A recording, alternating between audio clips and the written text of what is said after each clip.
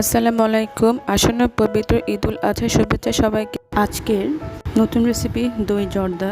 একটি বাটিতে আমি নিয়ে নিচ্ছি 2 কাপ চিনি গুঁড়া চাল।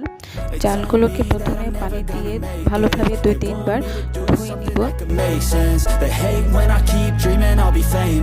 ধোয়ার পর পরিষ্কার পানি দিয়ে আমি 15 থেকে 20 মিনিট চালগুলোকে ভিজিয়ে রাখবো। এরপর পানিগুলোকে স্ট্রেনের সাহায্যে খুব ভালোভাবে ঝেড়ে ফেলে দেব এবং চালগুলোকে একেবারে শুকিয়ে ফেলবো। দই জর্দা কিন্তু খুবই মজাদার একটি ডেজার্ট আইটেম। আপনারা চাইলে আসন্ন পবিত্র ঈদ-উল-আযহায় এই ডেজার্টটি নিমিষে তৈরি করতে পারেন। এখন একটি ডেকচিতে আমি নিয়ে নিচ্ছি পর্যাপ্ত পরিমাণ গরম পানি।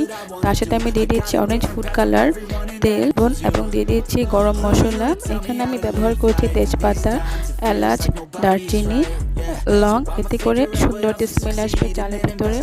এখন সামান্য পরিমাণ লবণ দিয়ে নিচ্ছি এবং পানিটা যখন ফুটে আসবে এই পর্যায়ে আমি ভিজিয়ে রাখা চালগুলোকে আমি দিয়ে দিচ্ছি পানির সাথে এবং 70% পর্যন্ত আমি এই চালগুলোকে সিদ্ধ করে নিব। দেখতে পাচ্ছেন আমার চালগুলো প্রায় 70% পর্যন্ত সিদ্ধ হয়ে গিয়েছে। হাত দিয়ে টিপে দেখছি একেবারেই নরম না, আবার একেবারেই শক্ত না। এই পর্যায়ে আমি পানিগুলোকে খুব ভালোভাবে ঝেড়ে ফেলে দেব। এখন একটা পরিষ্কার প্লেটে আমি সেই চালগুলোকে আমি নিয়ে নিচ্ছি এবং একটা সাইডে রেখে দিচ্ছি। এখন আমি আজকে রাইস কুকারে আমি এই মালাই জর্দা তৈরি করব। রাইস কুকারে আমি দিয়ে দিচ্ছি 2 টেবিল চামচ ঘি এবং 2 টেবিল চামচ সয়াবিন তেল। আপনারা চাইলে পুরোটা একেবারে ঘি দিয়ে করতে পারেন এবং তার সাথে দিয়ে দিচ্ছি সামান্য পরিমাণ গরম মশলা। চাল শুকানোর পরে আমি গরম মশলাগুলো তুলে নিচ্ছি, ভালোভাবে ঘিয়ের সাথে গরম মশলাগুলো মিশিয়ে নিচ্ছি এবং এই পর্যায়ে দিয়ে দিচ্ছি হাফ কাপ চিনি। যেহেতু আমি মিষ্টি দই ব্যবহার করব সেজন্য চিনির পরিমাণটা আমি কম দিচ্ছি। আপনারা চাইলে আপনাদের স্বাদ অনুযায়ী বাড়িয়ে বা কমিয়ে ব্যবহার করতে পারেন। চিনিগুলো যখন ঘিয়ের সাথে একেবারে গলে যাবে এই পর্যায়ে আমি 70% সিদ্ধ করা চালগুলোকে আমি ঘিয়ের সাথে এবং চিনির সাথে দিয়ে দিচ্ছি এবং ভালোভাবে ভেজে নিচ্ছি। এই দই জর্দা আপনারা চাইলে কিন্তু কমলা রস ছাড়াও ব্যবহার করতে পারেন। এতে করে কিন্তু মজাটা কোনো অংশে কমবে না। ভালোভাবে মিশিয়ে নিচ্ছে। রাইস কুকারকে আমি অন করে দিয়েছি এবং ঢাকনা দিয়ে ঢেকে দিচ্ছি 15 থেকে 20 মিনিটের জন্য। 15 থেকে 20 মিনিট পর ঢাকনা খুলে আমি আরেকবার ভালোভাবে মিশিয়ে নিচ্ছি এবং এর সাথে দিয়ে দিচ্ছি 1/4 কাপ দই। এই দইটা কিন্তু অতিরিক্ত মিষ্টি, সেই কারণে আমি চিনিটা খুব কম ব্যবহার করছি। আপনারা চাইলে দইটা না দিয়ে এই জায়গায় কমলা রসও ব্যবহার করতে পারেন, তবে চিনিটা তখন একটু বেশি ব্যবহার করতে হবে।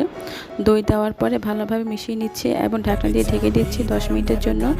এই পর্যায়ে ঢাকনা তুলে আমি দিয়ে দিচ্ছি কোরানো নারিকেল। এবার ভালোভাবে মিশিয়ে নিচ্ছি।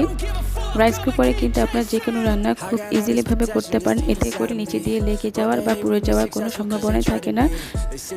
আমি দিয়ে দিচ্ছি পছন্দ মতো ড্রাই ফ্রুটস। আপনারা চাইলে পর্যায়ে কাজু বাদাম, পেস্তা বাদাম, কিশমিশ ব্যবহার করতে পারেন। ভালোভাবে মিশিয়ে নিচ্ছি। মিশানোর পর এখন আমি ঢাকনা দিয়ে ঢেকে দিচ্ছি 5 থেকে 10 মিনিটের জন্য। যখন আমার জর্দা একেবারে হয়ে যাবে তখন আমি ঢাকনা খুলে দিয়ে দিব 3 টেবিল চামচ গুঁড়া দুধ। অবশ্যই গুঁড়া দুধটা ব্যবহার করতে চেষ্টা করবেন, এতে স্বাদটা অনেক মজার হয়। ভালোভাবে মিশিয়ে নেওয়ার পরে আমি এরপর দিয়ে দিব খোয়া। আপনাদের কাছে যদি খোয়া অ্যাভেলেবেল না থাকে আপনারা চাইলে এখানে 3 টেবিল চামচ গুঁড়া দুধের সাথে 2 টেবিল চামচ ঘি মিশিয়ে সেই মিশ্রণটি ব্যবহার করতে পারেন। আর যদি খোয়া অ্যাভেলেবেল থাকে তাহলে এই পর্যায়ে আমি দিয়ে দিচ্ছি 2 টেবিল চামচ খোয়াটা দেওয়ার পর আমি সেটাকে নাড়ব না, ঢাকনা দিয়ে ঢেকে রেখে দেব 2 থেকে 3 মিনিটের জন্য। দিয়ে দিচ্ছি সামান্য পরিমাণ ঘি। এবার 5 মিনিট ঢাকনা দিয়ে রেখে দিব। I think this life could be special if I get rid of the devils. They think that I am a rebel, I think they want me to settle. There's nobody on my level, they think that work is too stressful. I think that work is essential, the grind is all in your mental.